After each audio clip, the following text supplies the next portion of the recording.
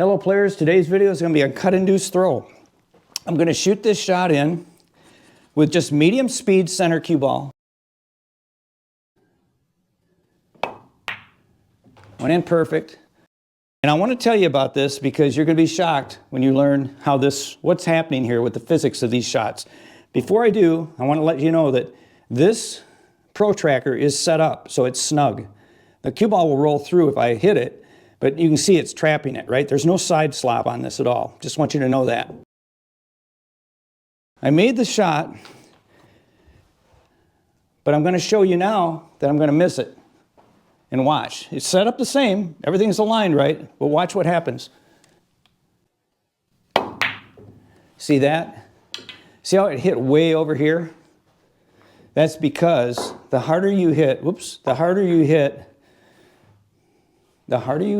a shot, a cut shot of this angle, you'll negate your cut-induced throw. And we're going to talk about cut-induced throw in more detail in just a second. Now I'm going to hit it very light. Watch this now. You see how it hit on that side of the pocket? Cut-induced throw. Let me explain. That is lined up perfect. It's a fixed track to the ghost ball. The ghost ball is, of course, the alignment of the shot through the corner pocket, an imaginary line that runs right through the object ball and the cue ball. So that's perfectly aligned. Let me try to explain the physics of what's taking place by looking at this football player stiff-arming the defender. As number 22 pushes a straight arm into the defender, notice how he's being pushed straight back. Well, this same thing happens to our pool ball when the cue ball hits the object ball. Same thing happening here. Same physics. The cue ball is the running back with the football, hits the tackler. The tackler doesn't go this direction. It goes this way, the direction that the cue ball is coming, just slightly, and then it goes to the corner pocket. Okay, so it's that analogy. If I hit it at light speed, like you just saw, the red ball hits here on this side of the pocket. If I hit it harder, it hits way over here. So now that we know that speed affects these shots, what is truly happening here?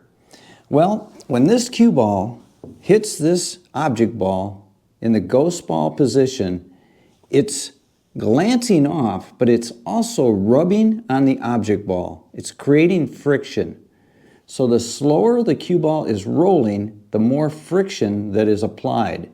The faster it comes into the object ball, it glances off and has less time to apply the friction that I'm talking about. Hence, that's why we get more throw when we hit slower than when we hit harder. Those of you that are new players understand that cut-induced throw is real. And here's a great suggestion. This is what the vast majority of the professional players do. They hit the vast majority of their shots, 80% of their shots, at the same pace. Why would they do that? Well, if they're hitting center cue ball, it makes sense. Because if you hit too slow, cue ball is going to come to one side of the pocket. Now, they're playing on tighter pockets, too. Think about that. Some of those pockets, I think, are like 4 1/4, really small. Now, this is 3 1/8, so that's even smaller. But I want to do this so that I can show you what's really happening here. Okay, one more time. Let's go ahead and hit this and see what happens. I have to hit center and a cue ball too, or it won't go in. That was center cue ball, and that's at that nice pace. That's the shot that I would shoot. Now I'm going to shoot it very lightly. I predict it's going to hit the rubber on this side. May not even go in, but probably will. Just clip the rubber. Watch close. You see, it was brushing it. It brushed it.